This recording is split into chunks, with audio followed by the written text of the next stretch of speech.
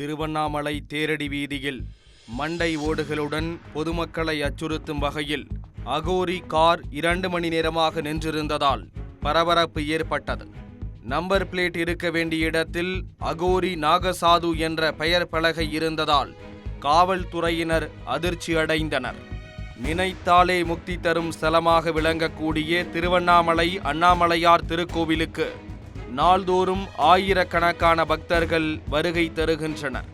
அதே வேளையில் திருவண்ணாமலை நகரம், மாடவீதி, கிரிவல பாதை உள்ளிட்ட பல்வேறு இடங்களில் காசி, ராமேஸ்வரம் உள்ளிட்ட ஆன்மீக தலங்களில் உள்ள சாதுக்களுக்கு இணையாக திருவண்ணாமலையிலும் சாதுக்கள் தங்கி உள்ளனர்.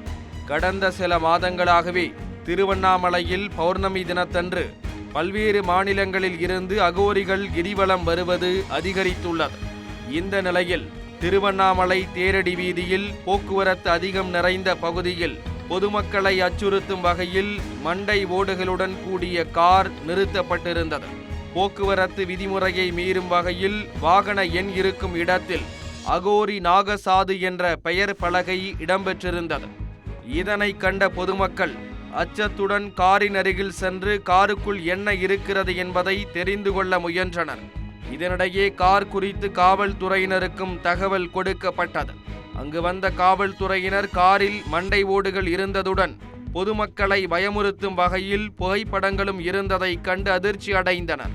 காரிலிருந்த அலைபேசி எண்ணை தொடர்பு கொண்ட நிலையில் 1 மணி நேரம் கழித்து காரின் உரிமையாளர் சாமி தரிசனம் முடித்துவிட்டு அங்கு வந்தார்.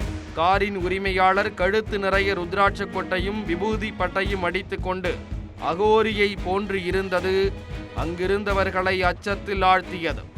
அவரை காவல் நிலையத்திற்கு அழைத்து செல்ல முயற்சித்த போது என் பெயர் கடவுள் என்றும் நானே சிவன், பிரம்மா, விஷ்ணு என கூறினார்.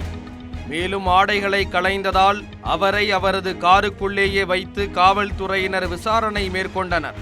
சுமார் 1 மணி நேரத்திற்கு மேலாக விசாரணை நடத்தியதில் அவர் ரிஷிகேஷ் பகுதியிலிருந்து திருவண்ணாமலைக்கு சாமி தரிசனம் செய்ய வந்ததாகவும் கார் பார்க்கிங் செய்ய இடம் ஏதும் இல்லாததால் சாலையிலேயே நிறுத்திவிட்டு கோவிலுக்கு சென்று சாமி தரிசனம் செய்ததாக கூறினார். விதிமுறைகளை மீறியதற்காகவும் பொதுமக்களை அச்சுறுத்தியதற்காகவும் 3000 ரூபாய் அபராதம் விதிக்கப்பட்டது. ரிஷிகேஷில் இருந்து வந்த அகோரி திருவண்ணாமலையில் சாமி தரிசனம் முடித்துவிட்டு தற்பொழுது காளகஸ்தி சென்றுள்ளதாக தகவல் வெளியாகியுள்ளது. அகோரி தோற்றத்தில் மக்கள் கூட்டம் நிறைந்திருந்த பகுதியில் மண்டை ஓடுகளுடன் கார் நிறுத்தப்பட்டிருந்தது திருவண்ணாமலையில் பெரும் பரபரப்பை ஏற்படுத்தியுள்ளது.